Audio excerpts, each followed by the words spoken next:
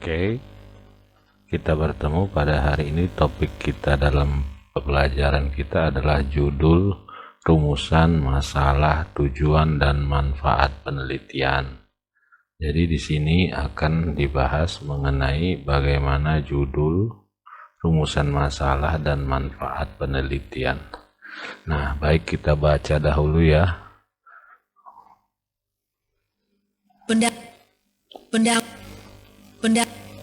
Pendahuluan. Setiap penelitian harus mempunyai judul, rumusan masalah, tujuan, dan manfaat penelitian. Judul penelitian harus informatif dan jelas. Penelitian diharapkan dapat memecahkan masalah-masalah yang telah ditetapkan, sehingga tujuan penelitian dapat tercapai. Selanjutnya, penelitian yang dilakukan dapat memberikan manfaat kepada pihak-pihak yang berkepentingan dengan hasil penelitian.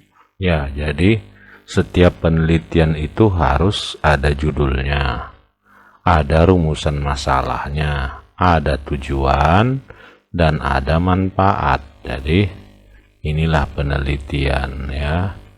Jadi ada satu judul, dua rumusan masalah, ketiga tujuan, keempat dia adalah manfaat.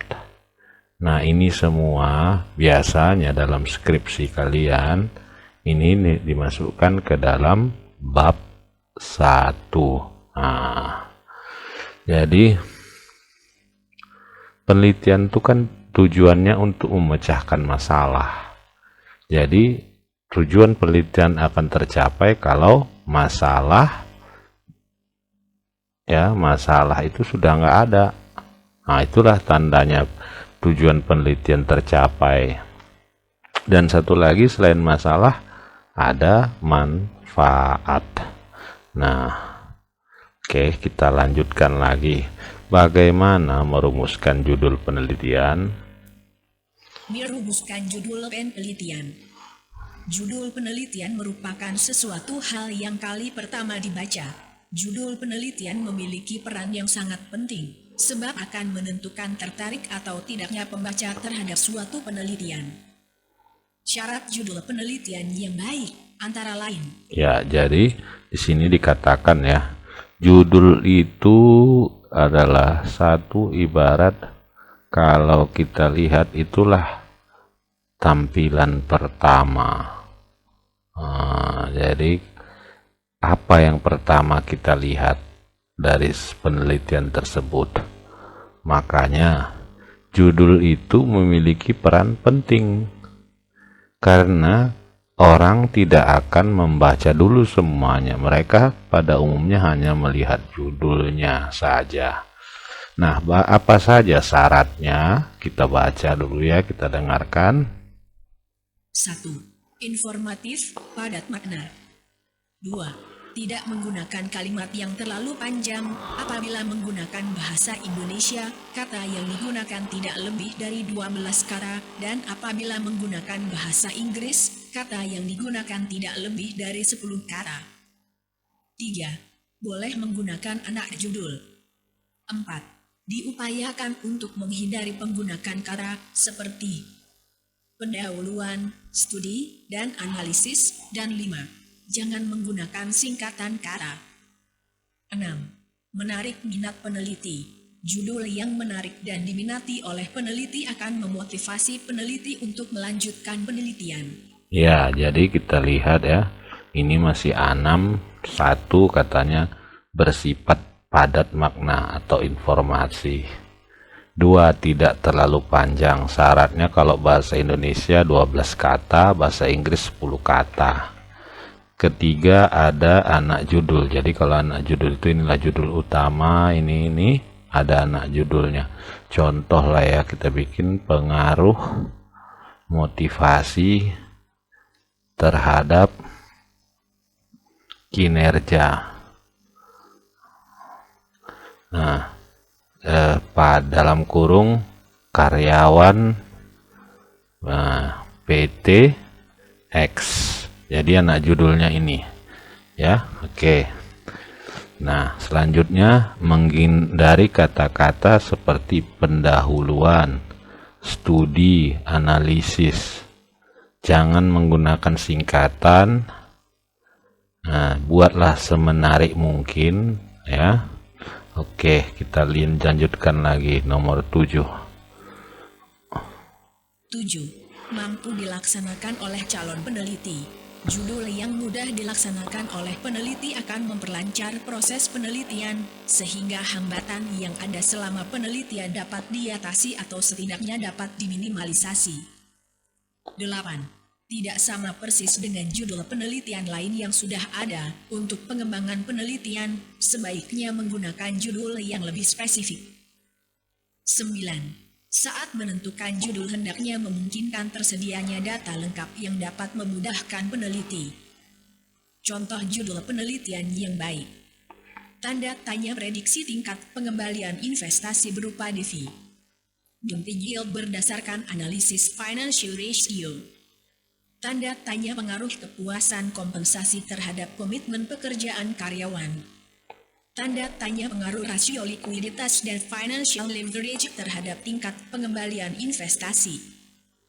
Tanda tanya manfaat informasi akuntansi untuk memprediksi risiko investasi saham. Tanda tanya pengaruh kepemimpinan dan pengembangan sumber daya manusia terhadap kinerja karyawan. Ya, jadi kita lihat di sini ke-7 itu setelah tadi ada 6 ya. Ke-7 itu adalah ini yang paling penting.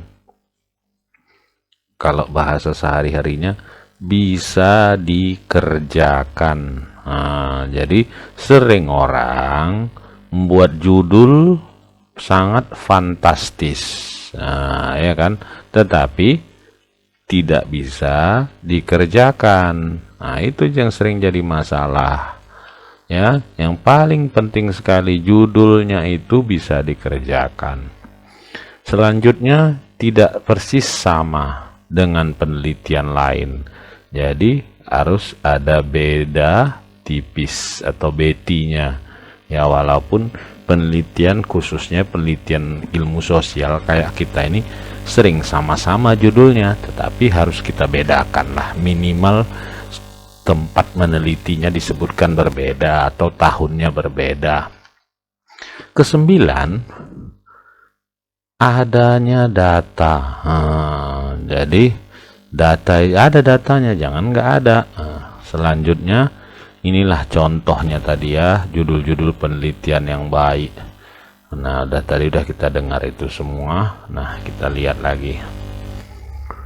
Nah, judul penelitian seharusnya mencerminkan substansi latar belakang. Adapun substansi latar belakang pada umumnya mencakup hal-hal sebagai berikut. 1.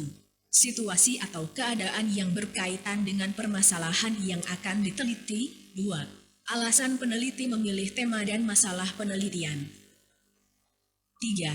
Hal-hal yang berkaitan dengan telah atau belum diketahuinya masalah yang akan diteliti. 4. Penelitian kuantitatif yang bertujuan untuk menguji teori, yaitu menguji pengaruh variabel independen, variabel yang mempengaruhi, terhadap variabel independen, variabel yang dipengaruhi. Maka uraian latar belakang diawali dengan penjelasan variabel independen. Dengan kata lain, menguraikan secara piramida terbalik. 5. Menguraikan tentang kesenjangan penelitian, research gap, sehingga menjadi alasan mengapa suatu teori penting untuk diuji, misalnya menguraikan ketidakkonsistenan beberapa hasil penelitian terdahulu. Dan 6. Penting juga dalam penelitian kuantitatif untuk melakukan observasi awal, dengan tujuan untuk mengetahui kesesuaian uji teori dengan objek penelitian yang dituju dipilih. ya, jadi kita lihat ya. Jadi katanya ini di sini judul penelitian mencerminkan substansi latar belakang. Nah, substansi latar belakang ini harus memiliki hal-hal berikut. 1. Situasi atau keadaan yang berkaitan dengan permasalahan yang diteliti. Kedua, ada alasan kenapa meneliti hal tersebut. Nah, kita lihat lagi. Ketiga, hal-hal yang berkaitan telah atau belum diketahui. Jadi, sudah ditahu atau belum masalahnya. Untuk penelitian kuantitatif yang ada pengaruh variabel independen, variabel independen ini disebut juga variabel bebas atau variabel yang mempengaruhi. Nah, dengan variabel dependen atau variabel yang disebut juga variabel terikat atau dipengaruhi. Nah, jadi harus kita mulai uraian latar belakang diawali dengan variabel dependen. Itu dulu kita ceritakan. Jadi bentuknya seperti piramida terbalik. Kalau piramida itu kan segitiga. Kalau dia terbalik tentunya seperti ini. Maksudnya apa? Dimulai dari yang umum dulu, baru variabel dependen diceritakan, baru ringkas lagi hingga terbentuklah rumusan pernyataan atau judul. Terus kelima, adanya menunjukkan riset gap atau kesenjangan penelitian.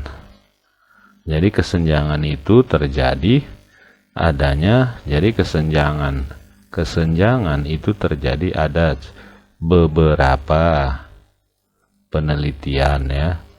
Nah, dari beberapa katakanlah A, B, C, D, E. Inilah penelitian dengan judul-judulnya.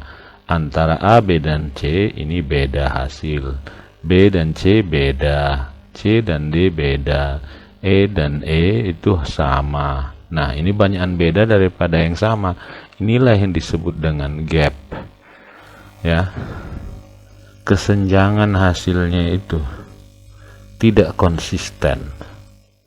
Nah, katanya juga di sini untuk penelitian kuantitatif perlu dilakukan observasi awal ya untuk menguji kesesuaian teorinya nanti. Nah, kita lanjutkan lagi. Terdapat 4 hal yang harus dipenuhi bagi terpilihnya judul penelitian, yaitu 1.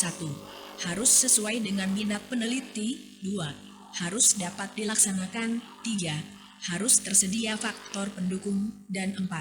Harus bermanfaat. Meskipun judul penelitian merupakan sesuatu hal yang kali pertama dibaca, namun tahap awal penelitian sebaiknya tidak dimulai dari pencarian judul. Penelitian muncul dari adanya masalah yang ditemui dalam kehidupan sehari-hari dan memerlukan jawaban untuk mengatasinya. Penelitian juga terbangun oleh rasa ingin tahu terhadap fenomena yang. Nah, jadi di sini katanya ya, ini menarik ini. Ada 4 hal yang harus dipenuhi. Nah, ini dia harus dipenuhi untuk adanya judul. Jadi ini kita bacakan. Adanya inilah yang disebut faktor-faktor untuk terciptanya sebuah judul. Bagi apa judul yang macam mana? Untuk judul penelitian yang baik. Nah, apa saja itu? 1, sesuai minat. Kenapa sesuai minat? Nah, kita lihat. Kalau si peneliti tidak sesuai minatnya, ini akan mengakibatkan dia akan malas, ya, tidak mendalam. Kedua, dapat dilaksanakan sama seperti tadi. Ada faktor pendukungnya. Keempat, bermanfaat. Jadi katanya di sini, meskipun judul ini yang pertama dibaca, namun tahap awal penelitian tidak dimulai dari judul. Penelitian muncul dari adanya masalah. Nah, jadi harusnya masalah. Ya, baru kita identifikasikan. Nah, apa identifikasikan? Yaitu ini yang 4 ini dipenuhi faktornya, ya udah dipenuhi, timbullah judul. Nah, kita lanjutkan lagi. Diminati dan perlu dicari jawabannya. Penelitian juga dibangun berdasarkan kebutuhan manusia terhadap inovasi dari teknologi yang sudah ada. Cara merumuskan masalah. Masalah dapat diartikan sebagai kesenjangan atau penyimpangan antara yang seharusnya dengan apa yang sebenarnya terjadi. Masalah dapat dikatakan sebagai sesuatu yang memerlukan pemecahan solusi. Pemecahan masalah tersebut dilakukan melalui penelitian, sehingga pada dasarnya penelitian dilakukan untuk mendapatkan data yang dapat digunakan untuk pemecahan suatu masalah. Seorang peneliti dapat menemukan masalah di lingkungan kerja sendiri, bisa juga ditemui di lingkungan masyarakat, seperti masalah kepemimpinan, cara meningkatkan kinerja karyawan melalui pengembangan sumber daya manusia. Metode berinvestasi bagi pegawai negeri karyawan dalam menghadapi masa pensiun, dan lain sebagainya merupakan sebagian contoh kecil yang dapat digagas sebagai tema penelitian. Ya, jadi kita lihat, karena tadi masalah dulu ditemukan, baru disebut diadanya judul. Nah, bagaimana masalah ini kita rumuskan? Ya, inilah topiknya di sini. Nah, jadi pertama harus kita pahami, masalah itu adalah satu, timbul dari adanya kesenjangan. Ya, kesenjangan itu adalah ini, kalau saya menyebutnya 3 ter. 2 ter. 2 ter 1 n. Maksudnya kalau saya ya menerumuskannya, 1 terbaik, 1 lagi terburuk, baru lagi n itu netral. Maksudnya apa? Kenapa terbaik dia itu juga jadi kesenjangan? Kenapa berturut-turut dia selalu menjadi yang terbaik? Atau kenapa yang selalu terburuk? Terus atau kenapa selalu netral? Hasilnya biasa saja. Tidak berubah setiap periode. Nah, jadi ada kesenjangan di situ. Nah, kita lihat. Kesenjangan atau masalah itu memerlukan sebuah solusi atau pemecahan masalah. Jadi, seorang peneliti menemukan masalah di lingkungan kerja, atau jadi masalah seorang itu adalah satu, dimulai dari lingkungan. Yang macam mana? Diri sendiri yang terdekat. Ya, biasanya ya, dari diri kita, tempat kerja, rumah, atau pertemanan, dan sebagainya. Nah, kita lanjut lagi. Kunci utama menentukan titik awal masalah melalui adalah ini dia. Jadi apa katanya di sini? Kepekaan. Jadi kita peka, menimbulkan, baru bisa kita mengamati,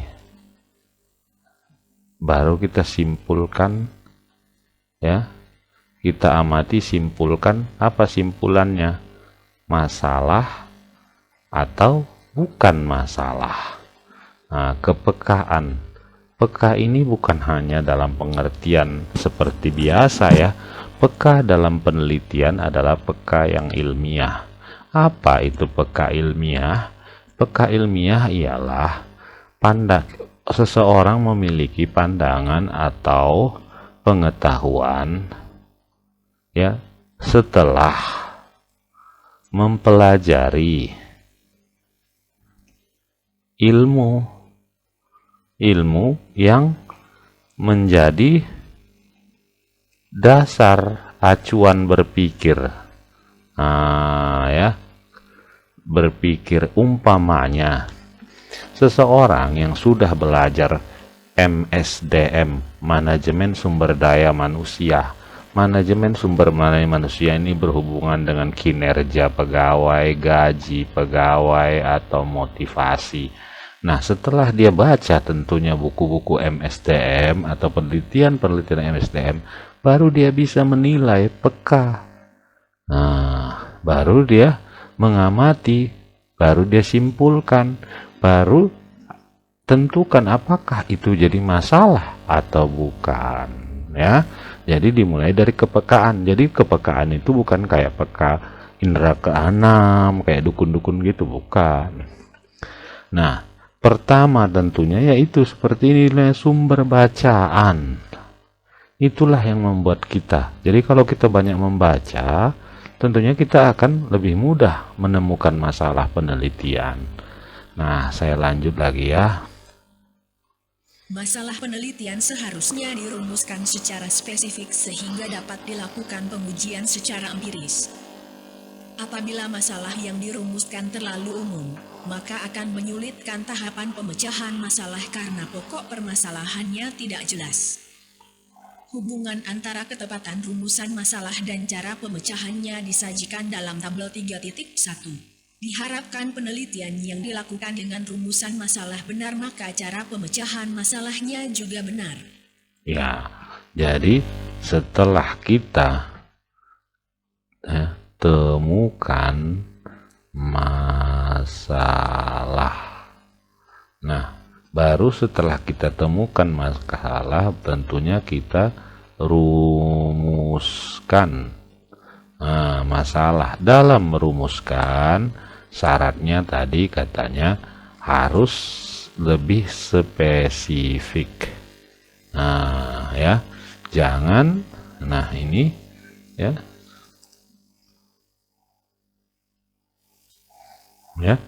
jangan bersifat umum. Umum ini salah, spesifik dia, khusus.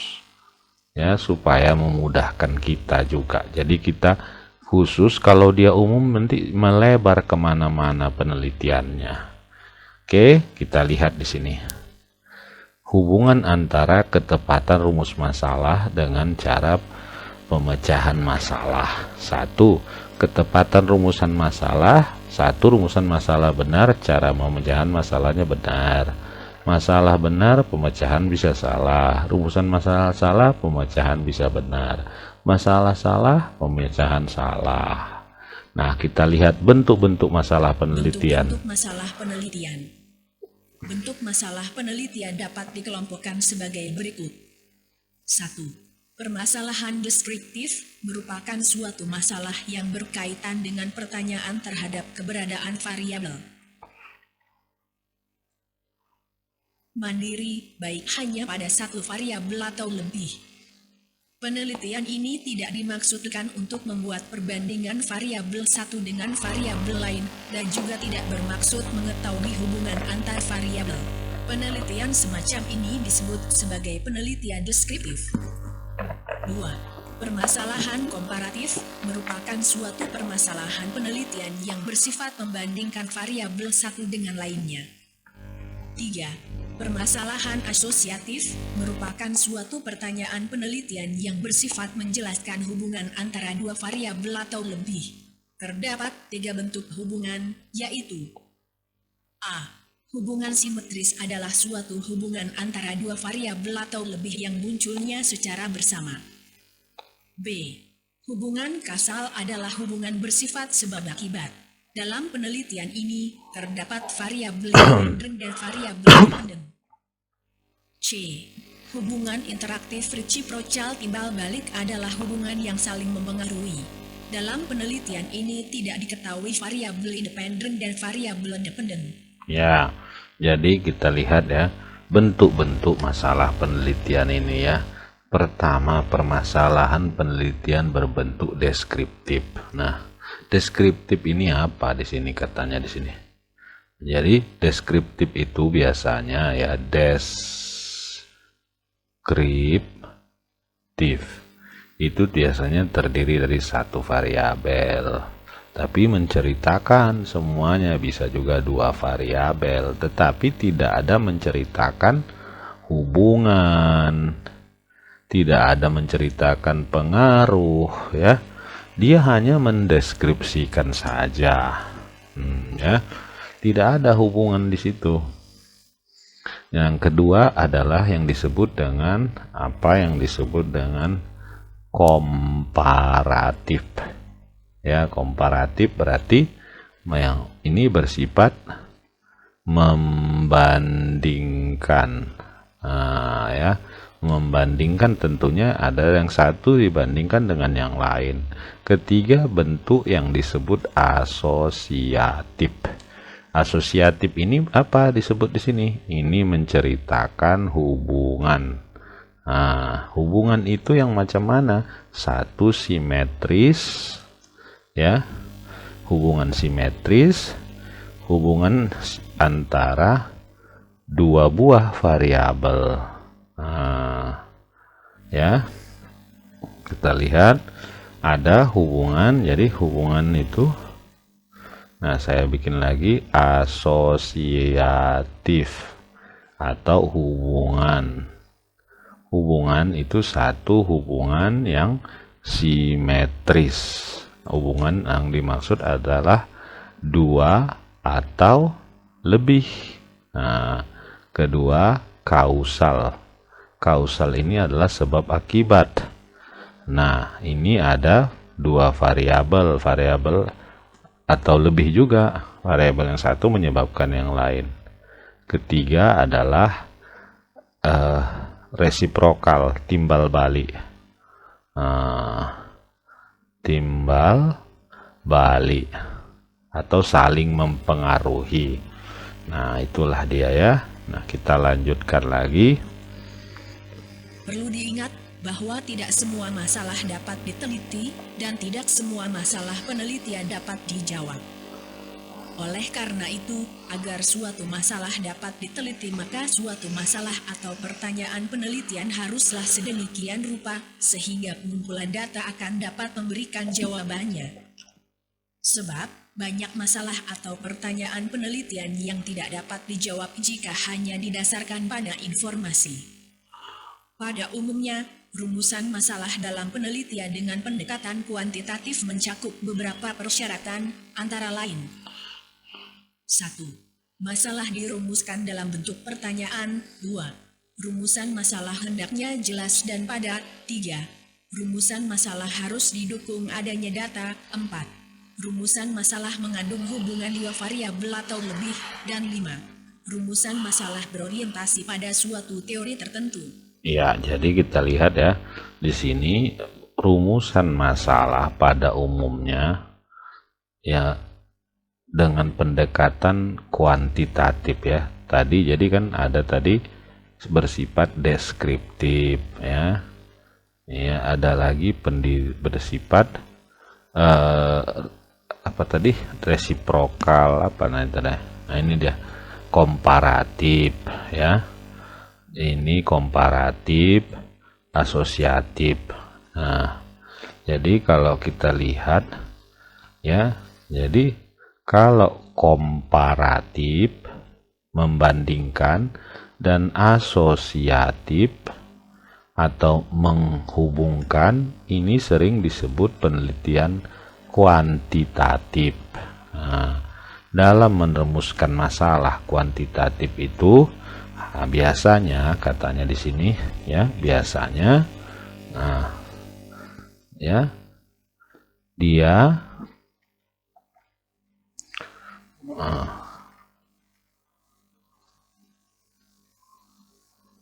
ini dia ya, masalah dirumuskan dalam bentuk pertanyaan, terus jelas dan padat.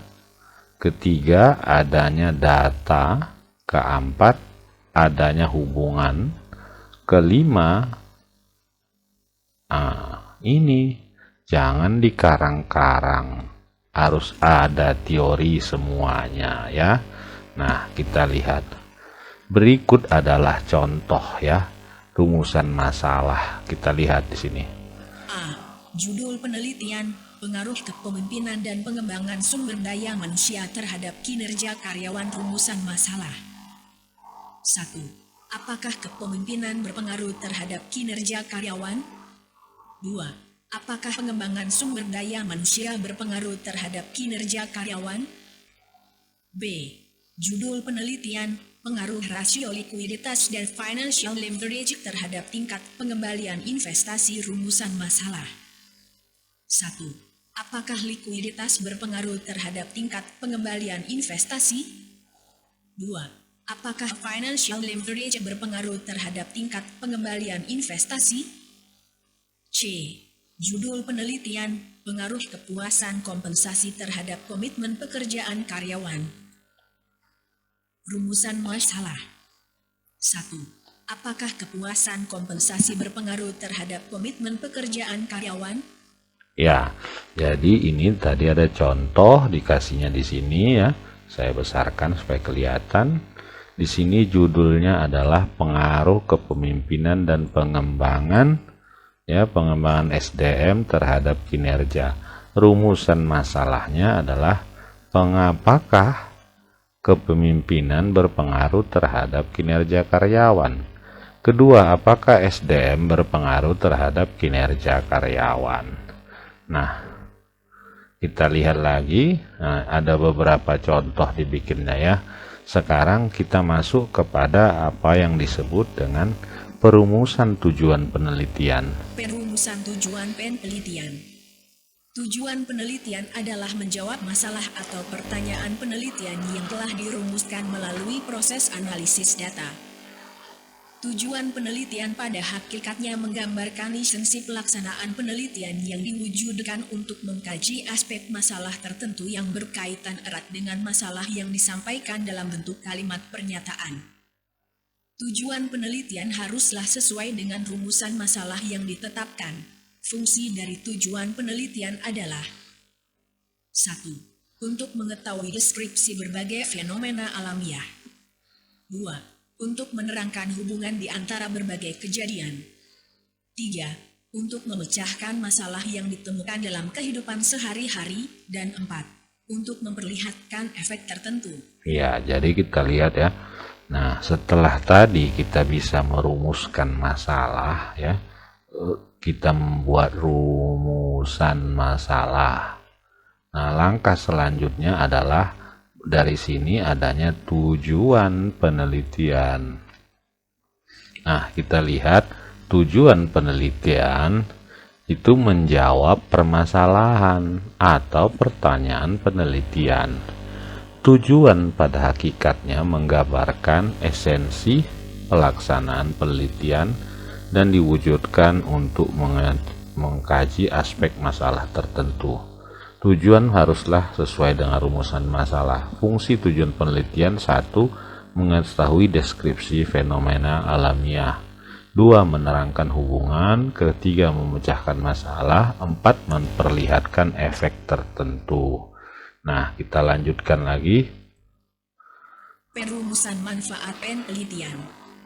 Setiap hasil penelitian pada prinsipnya harus berguna bagi praktik pengambilan keputusan dalam artian yang cukup jelas. Sedikitnya terdapat 2 manfaat penelitian, yaitu 1. Manfaat teoritis dan 2. Manfaat praktis. Manfaat teoritis, penelitian dilakukan dengan harapan hasil yang diperoleh dapat bermanfaat bagi pengembangan pengetahuan dan keilmuan.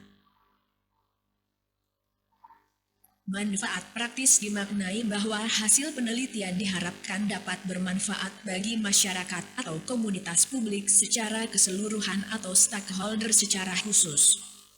Ya, jadi kita lihat.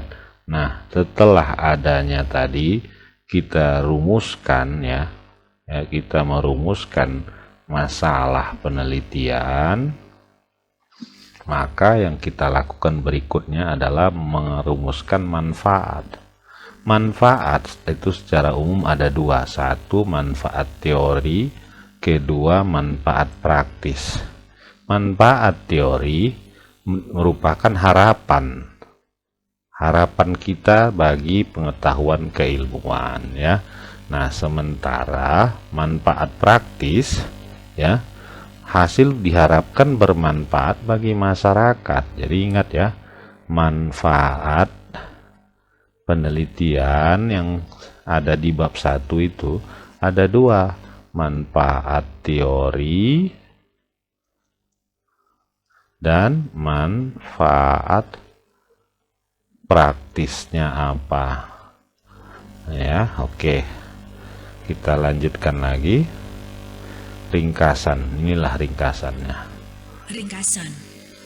Judul penelitian harus dirumuskan secara informatif dan jelas. Bentuk-bentuk masalah penelitian dikembangkan berdasarkan penelitian menurut tingkat eksplanasinya. Hal ini karena penelitian yang dilakukan digunakan untuk menjelaskan fenomena berdasarkan data yang terkumpul. Tujuan penelitian ditetapkan sesuai dengan rumusan masalah yang ditetapkan. Penelitian yang dilakukan diharapkan memberikan manfaat baik secara teoritis maupun praktis. Ya, jadi kita lihat itulah tadi ringkasan yang kita pelajari. Sekarang kita lihat latihannya. Dengarkan. Latihan soal. 1. Bagaimana syarat judul penelitian yang baik?